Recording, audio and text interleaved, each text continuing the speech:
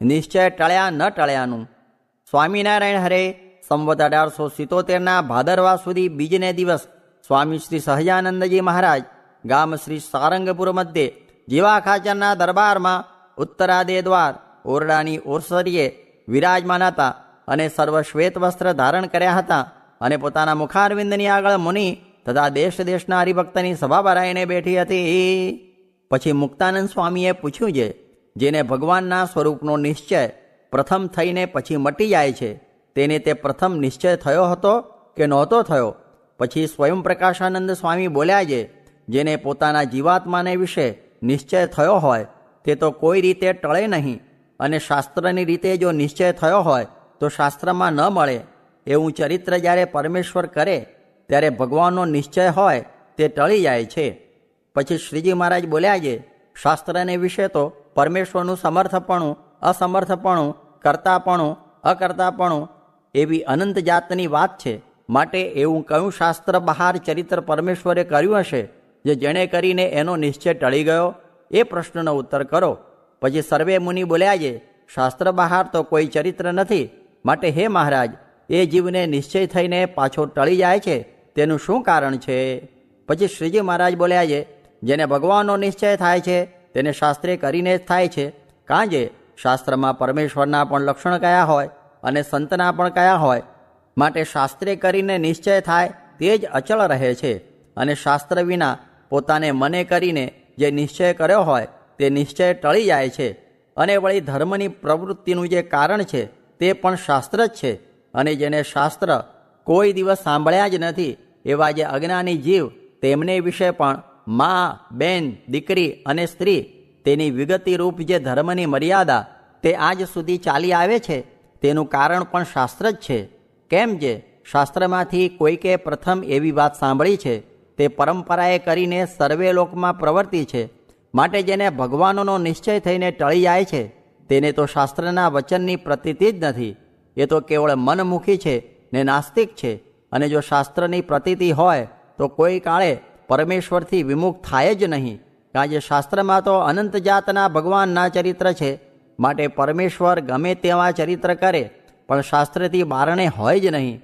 માટે જેને શાસ્ત્રના વચનનો વિશ્વાસ હોય તેને જ ભગવાનના સ્વરૂપનો નિશ્ચય અડગ થાય છે, અને એ કલ્યાણ પણ તેનું જ થાય છે, અને તે ધર્મમાંથી પણ કોઈ કાળે ડગે જ નહીં. ઇતિ વચનામૃતમ. એવી રીતે સારંગપુર પ્રકરણનું 13મું વચનામૃત જે તે થયું.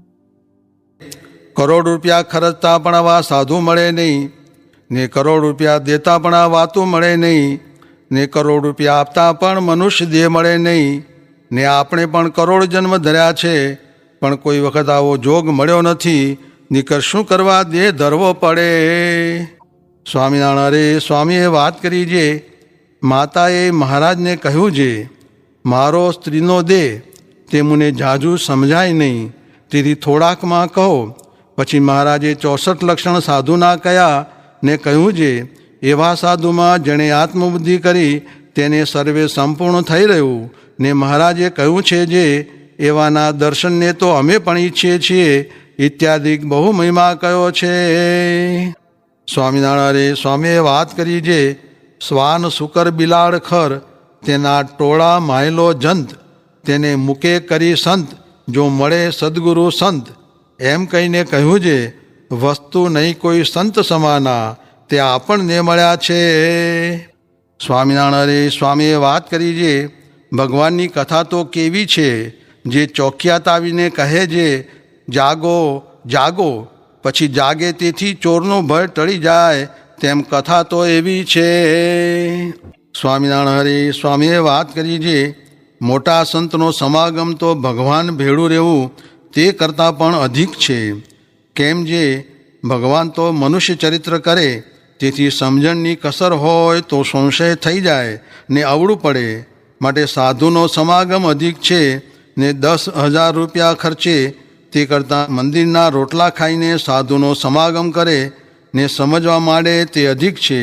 કેમ જે ઓલ્યાને દેશકાળ લાગે પણ આને ન લાગે. તે મહારાજે પણ કહ્યું છે, જે સત્સંગે કરીને વશ થાઉં છું એવો બીજે સાધને કરીને વશ થતો નથી. ને સત્સંગ કરે તો સંસારમાંથી પણ મુકાઈ જાય. સ્વામિનારાયણ હરે સ્વામીએ વાત કરી જે ભગવાન તથા એકાંતિકનો સંગ એટલો જ સત્સંગ ને બીજો તો અર્ધો સત્સંગ કહેવાય. સ્વામિનારાયણ હરે સ્વામીએ વાત કરી જે વાદી પણ 3 પ્રકારના થાય છે. તેમાં સાધારણ વાદી તો સરપ પકડાય તો પકડે ને ફૂલવાદી તો સરપ ન પકડાય તો ચીંથરે કરીને ચીરી નાખે ને ગારડી તો મણિધર સરખાને પણ પકડીને આગળ નચાવે. એમ ભેદ છે તેમ આ ગારડીની પેઠે નચાવે એવા છે. સ્વામિનારાયણ હરે સ્વામીએ વાત કરી જે એક સાધુએ પ્રસાદી ખાધી તે સારું પંક્તિ બહાર કાઢેલ. પછી એક હરિભક્તે મહારાજ આગળ કહ્યું કે કુરાનમાં લખ્યું છે જે ખુદા સવારના પોરમાં સાદ પડાવે છે જે કોઈ ગુનેગાર છે તો છોડી મૂકીએ. એમ કહ્યું ત્યારે મહારાજ કહે એ વાત સાચી છે. પછી હાથ જોડીને ઓલ્યા સાધુ દીન થઈ ગયા એટલે તે ઉપર રાજી થઈ ગયા. તેમ છે દીન થાવું એ તો સારું કરવા જ ઊભા છે. પછી ઓલ્યો કહે ત્યારે માફ કરજો ને કહેશો એમ કરવું છે ને તમને રાજી કરવા છે. તે રૂડું થાય તેમ મને કહેજો. પછી કહે ઠીક ભજન કરવા માંડો. જુઓ ને મારે ચેલા છે, પગ દાવે એમ છે, ઢોલિયો છે, ગાદલાને ખાધાનું છે ને જે હું કહું તે તરત કરી દે એમ છે. પણ હું જો તે કરું ને કોઈને ન કરવાનું કહું તો મનાય નહીં ને સૌ કરે. તે લખ્યું છે જે ઋષભદેવ ભગવાન શિક્ષાને અર્થે સિદ્ધિઓને ન ગ્રહણ કરતા હવા એમ આપણે રહેવું. સ્વામિનારાયણ હરે સ્વામીએ વાત કરી જે વાણ છે તેનું સુકાન ધ્રુવ સામું મરડે છે ને તેના ખેવટિયા ધ્રુવ સામું જોઈ રહે છે. તેમ આપણે પણ ભગવાન સામું જ જોવું ને બીજે માલ નથી ને બીજે તો જે કરીએ છીએ તેમાં વેઠિયાની પેઠે મંડ્યા છીએ.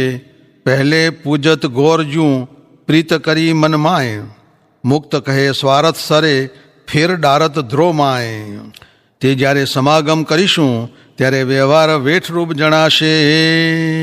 સ્વામિનારાયણ હરે સ્વામીએ વાત કરી જે સંવત 1922 કારતક સુદ પૂનમથી આ સંતમાં જીવ તણાય છે. તે તો શાબ્દે પરે એવા ગુરુ છે એટલે તણાય છે, નિકર ન તણાય. એમ કહીને ગુરુના અંગના સવૈયા બોલાવ્યા જે માન મદ મારવે કી કર્મન કો જારવે કી અધમ ઉદ્ધારવે કી ટેક જીને ઠાને હૈ ગહન અગાધ ગતિ પૂર્ણ પ્રતાપ અતિ મતિ બળ કાહુ સૈતી જાત ન પીછાને હૈ શરણાગત બંધ છેદ જગ કો કિયો નિષેધ વેદરુ વેદાંત હુકે ભેદ સબ જાને હૈ कहत है ब्रह्मानंद काय मन बानी કરી ऐसे गुरु राज हमें ઈશ કરી માને હૈ. એ બોલાવીને કહ્યું જે એવા ગુરુ છે ત્યારે જ જીવ તણાય છે એમ વાતમાં મર્મ કયો.